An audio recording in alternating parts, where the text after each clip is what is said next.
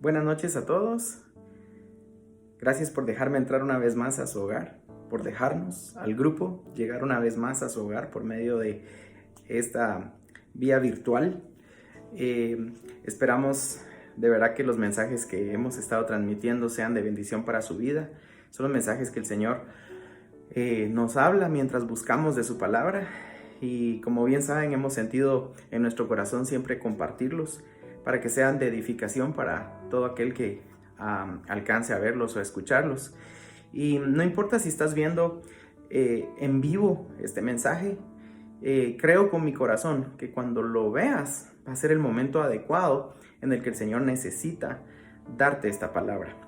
Y creo fielmente que esta palabra, igual que toda la palabra que viene de Dios, es viva y eficaz, y confieso con mi boca que va a ser de bendición para tu vida. Así que prepárate y prepara tu corazón para que dé un fruto poderoso. ¿Qué les parece si empezamos?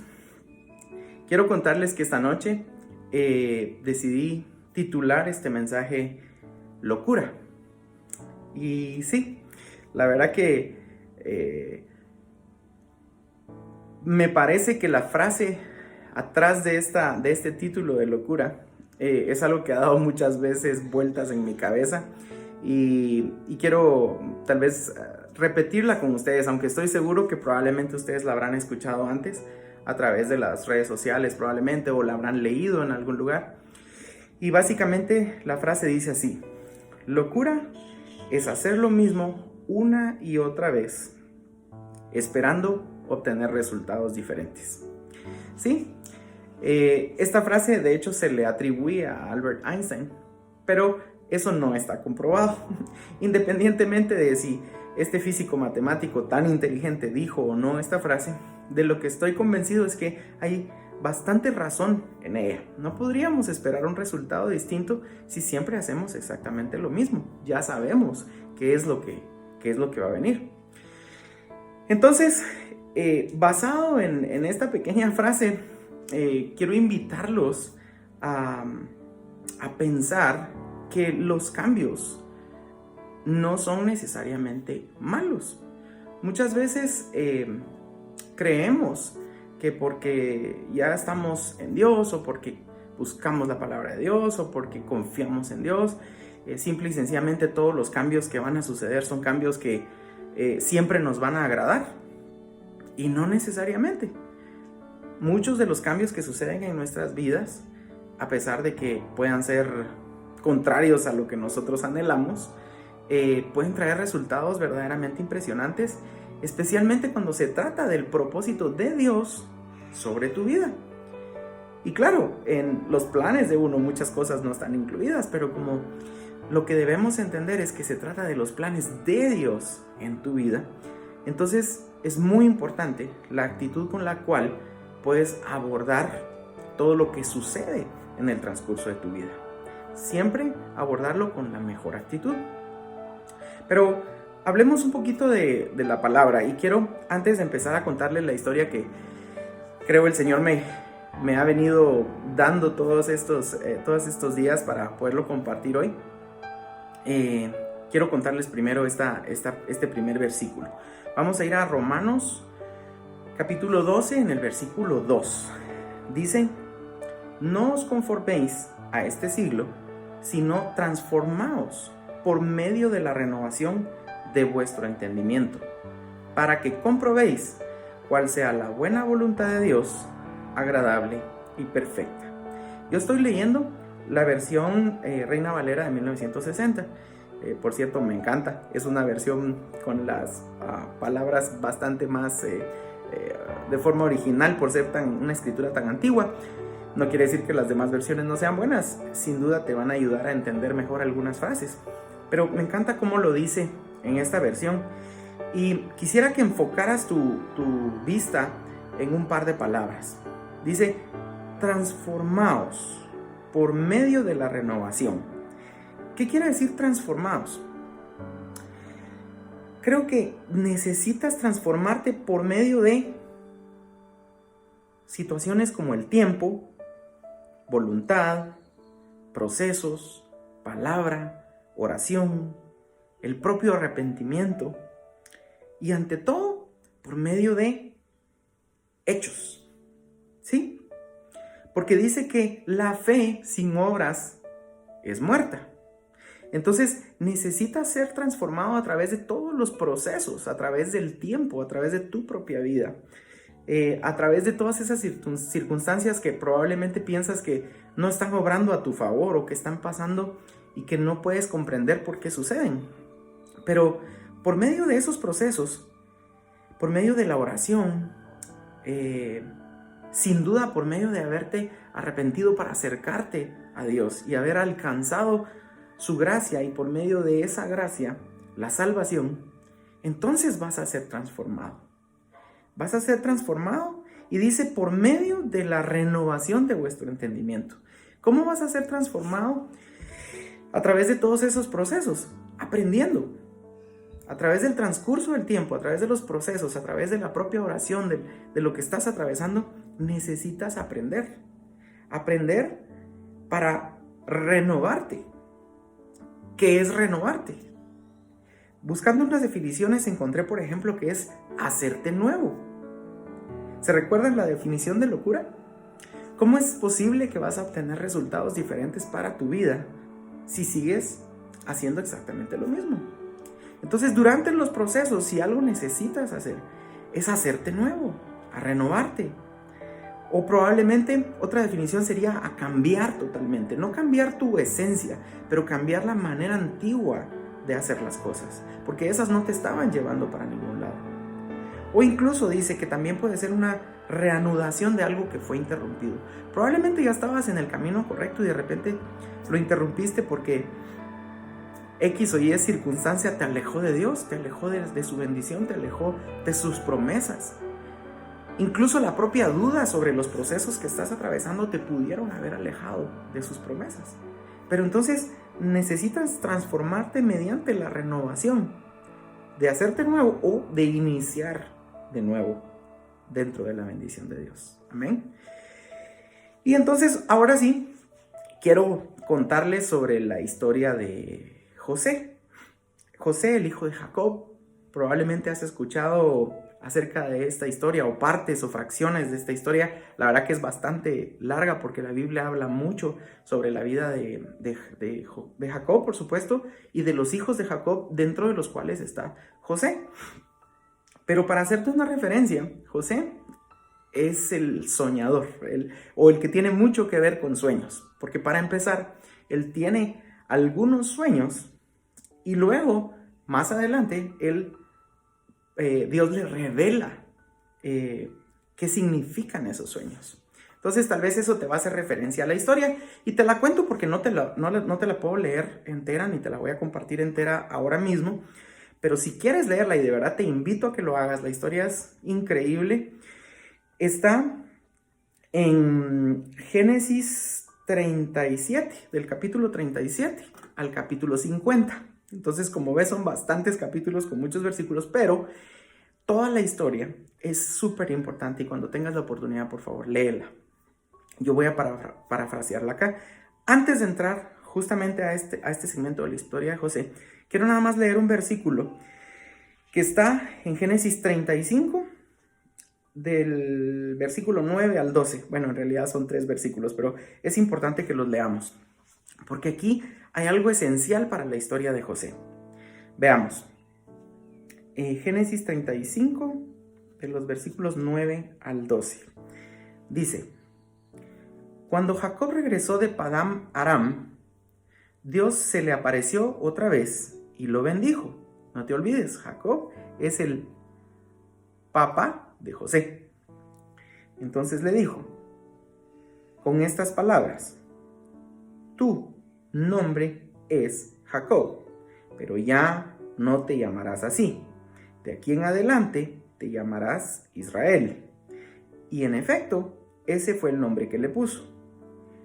En el versículo 11 dice: luego Dios añadió: yo soy el Dios Todopoderoso. Sé fecundo y multiplícate. De ti nacerá una nación y una comunidad de naciones, y habrá reyes entre tus vástagos. Imagínate, reyes entre tus hijos, ¿sí? las tierras que les di a Abraham y a Isaac te las doy a ti y también a tus descendientes. Y justo aquí era donde yo quería llegar, porque aquí está la promesa, que después vamos a entender un poco cuando hablemos de la historia de José. Dios le promete a Jacob, el papá de José, que dentro de sus hijos, dentro de sus vástagos, van a haber reyes de naciones. Pero también dice al final que les va a dar, dice, la tierra que les di a Abraham y a Isaac te las doy a ti y también a tus descendientes. Les está prometiendo bendición, les está prometiendo la tierra prometida, básicamente. Entonces, ahora vamos a platicar ya de la historia de José. Y como les dije, solo la vamos a parafrasear. Primero, por ejemplo, quiero contarles que José, a los 17 años, empieza la historia contando de que él estaba como pastor de ovejas, ¿verdad? Que era uno de los oficios más populares o comunes de aquella época. Pero mientras estaba pastando ovejas y demás, él decidió contarle a sus hermanos un sueño que había tenido.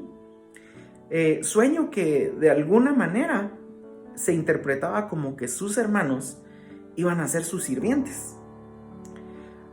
Luego tuvo otro sueño y por supuesto a los hermanos no les gustó lo que él les dijo, ¿verdad? Y les dijo, ¿cómo se te ocurre? ¿Cómo vas a estar soñando eso? O sea que estás diciendo que vamos a ser tus sirvientes. Entonces se ofendieron y empezaron a tener una actitud diferente con él. Lo empezaron como a tratar de hacer de menos o a generar envidia también, ¿verdad? Luego tuvo otro sueño y de nuevo viene y se los cuenta a sus hermanos, pero también se lo cuenta al papá.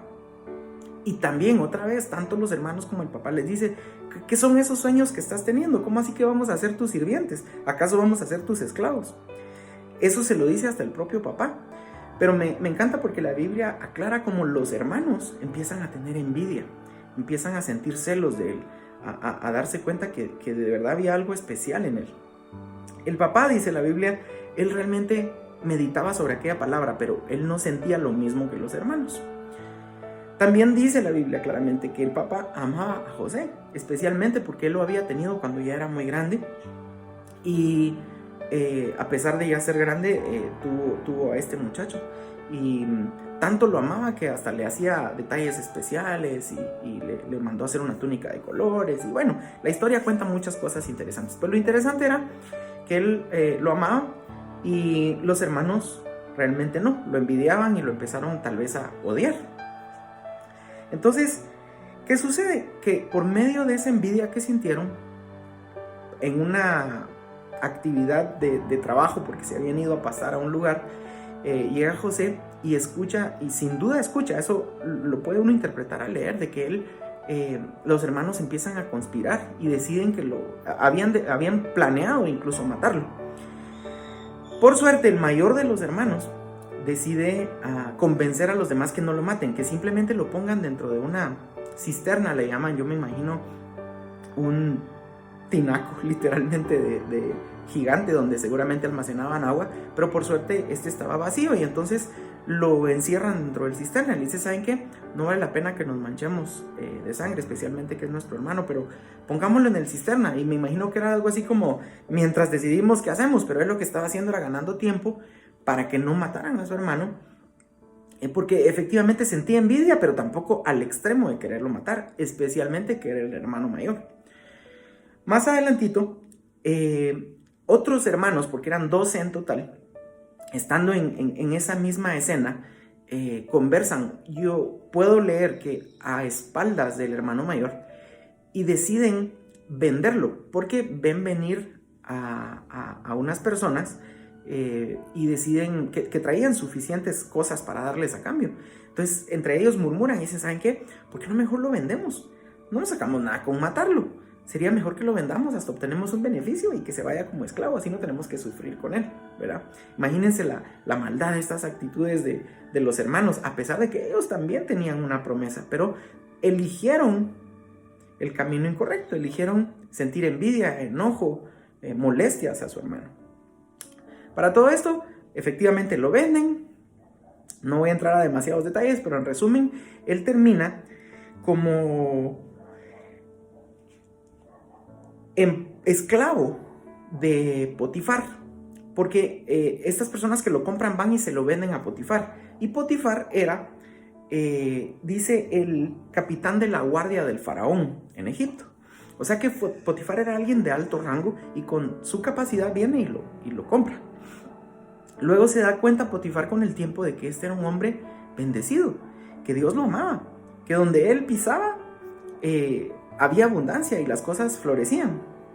No te quiero hacer larga historia, pasan muchísimas cosas, como te digo, son varios capítulos, pero resulta que Potifar lo pone hasta arriba. Después de que fue su esclavo, lo pone como el encargado, el mero mero de la casa. Él era el que miraba todo. Potifar ya se relajó y dejaba que José hiciera todo. Lo único que le dijo fue: no te vas a meter con mi esposa. Y José, fiel, de verdad, no hacía ni por meterse con ella. Pero la esposa de Potifar empieza a insinuársele, a provocarlo, y le ofrece incluso que se acueste con ella. Como él se niega, después de varias veces, en una de tantas, lo hizo caer en una trampa y prácticamente lo dejó como en evidencia de que de verdad él quería sobrepasarse con ella. De tal forma que Potifar lo mete preso. José, un hombre que Dios amaba, que él tenía el favor de Dios porque a donde iba todo abundaba, también pasaba procesos complicados. Imagínate, fue a parar a la cárcel a causa de las mentiras de la esposa de Potifar. Pero José seguía siendo el hijo de Dios, actuando correctamente, y siguió haciendo la voluntad del Padre. Jamás habló en contra de Dios, jamás se ve en el texto que haya dicho algo en contra de Dios, sino al contrario. Él da crédito a Dios de las cosas que él logra hacer, siempre. Jamás le quitaron a Dios y cómo Dios obraba a través de los sueños que él interpretaba. Entonces, estando en la cárcel, llegó incluso a ser el jefe de la cárcel, voy a decirlo así, de entre los presos, el que se encargaba de coordinar absolutamente todo. Hasta dentro de la cárcel tuvo el favor, ¿verdad? Entonces vienen dos personas que hicieron mal dentro de la casa del faraón y los meten presos. Y estas personas fueron las que experimentaron la revelación de los sueños de José estando en la cárcel. Luego, a causa de esa revelación de sueños, más adelante ellos son los que le cuentan a Faraón las capacidades de José y cómo Dios lo utilizaba. Así que Faraón más adelante lo saca de la cárcel y termina siendo José el gobernador de Egipto, a causa de los sueños que Dios le revelaba. Imagínate todo lo que tuvo que atravesar, Y no entra en detalles, imagínate, date el tiempo de leer esos capítulos. Pero pasan muchas cosas. José es una vida de altibajos, pero él jamás deja de darle su lugar a Dios, jamás duda. Él aprende de los procesos, aprende de todo el tiempo que atravesó, permanece creyendo y actuando de acuerdo a la voluntad de Dios.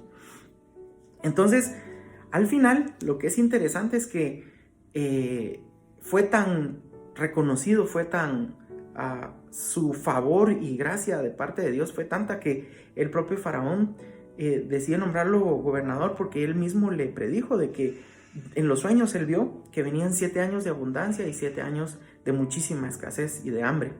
Entonces, como él sabía lo que estaba pasando, el faraón decide ponerlo gobernador para que él se preparara para los 7 años de hambre. Así que la sabiduría de Dios le sirvió para prepararse, para juntar alimento, para organizar a su gente. Tuvieron tanto que en los años del hambre ellos vendieron el alimento a las demás regiones.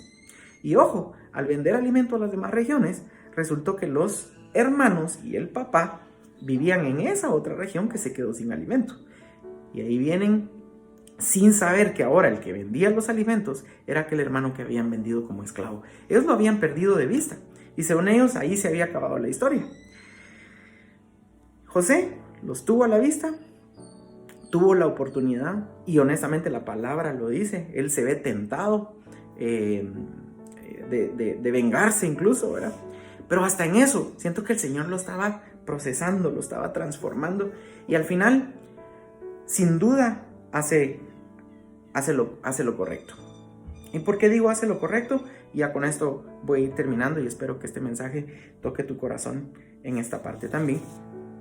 Y es que vamos a leer en Génesis esta parte sí la vamos a leer en la palabra al final de la historia de José, en Génesis 50, de los versículos 15 al 21. Y veamos lo que dice acá. Del 15 al 21 dice: al reflexionar sobre la muerte de su padre, los hermanos de José concluyeron. Aquí el papá de José había muerto. Ya ellos ya sabían que eran hermanos. Él ya les había dicho que él era su hermano al que habían vendido. Ya la relación había empezado a mejorar. Pero cuando el papá muere, lo entierran, y al volver es que se da este texto. Y perdón que lo interrumpí, pero te lo vuelvo a leer ahora mismo. Dice: al reflexionar sobre la muerte de su padre, los hermanos de José concluyeron: tal vez José nos guarde rencor y ahora quiera vengarse de todo el mal que le hicimos. Por eso le mandaron a decir: antes de morir tu padre dejó estas instrucciones. Díganle a José que perdone por favor la terrible maldad que sus hermanos cometieron contra él. Así que por favor perdona la maldad de los siervos del Dios de tu padre. Cuando José escuchó estas palabras, se echó a llorar. Luego sus hermanos se presentaron ante José, se inclinaron delante de él y le dijeron: ¿y te recuerdas? Él en sus sueños les había dicho que ellos lo iban a servir, que ellos iban a ser de cierta manera sus esclavos, pero realmente Dios tenía todo este plan preparado. Ellos iban a ofrecerle incluso este tipo de reverencias. Pero mira lo que hace José. Dice: aquí nos tienes, somos tus esclavos, dijeron los hermanos. Y José dice: no tengan miedo. ¿Puedo acaso tomar el lugar de Dios? Es verdad que ustedes pensaron hacerme mal, pero Dios transformó ese mal en bien para lograr lo que hoy estamos viendo: salvar la vida de mucha gente. Así que no tengan miedo, yo cuidaré de ustedes y de sus hijos. Y así, con el corazón en la mano, José los reconfortó. ¿Te das cuenta? Qué impresionante cómo Dios transformó el corazón de José a través del tiempo, a través de las situaciones difíciles, porque José permaneció dándole la gloria a Dios. Dios jamás se apartó, aún en las buenas y en las malas, Dios siempre estuvo con él. El plan permanecía. ¿Te recuerdas que leímos la promesa que le dieron a su padre? Que sus hijos iban a ser los que tendrían toda la bendición y toda la tierra. Pues José la tuvo y pudo quedársela, pero fue transformado de tal manera que le devolvió a su padre antes de morir. Cuando lo leas te darás cuenta. Pero también luego de morir su padre, a sus hermanos los perdonó, les devolvió el derecho de gozar de aquella bendición. José con amor les habló y les ratificó de que no les haría daño. A pesar de que le habían deseado tanto mal, les dice unas palabras súper importantes. Dice: ¿cómo voy a tomar yo el lugar de Dios? ¿Sabes por qué? Porque el que juzga es Dios. Nosotros no somos llamados a juzgar, somos llamados a amar, a perdonar en todo tiempo.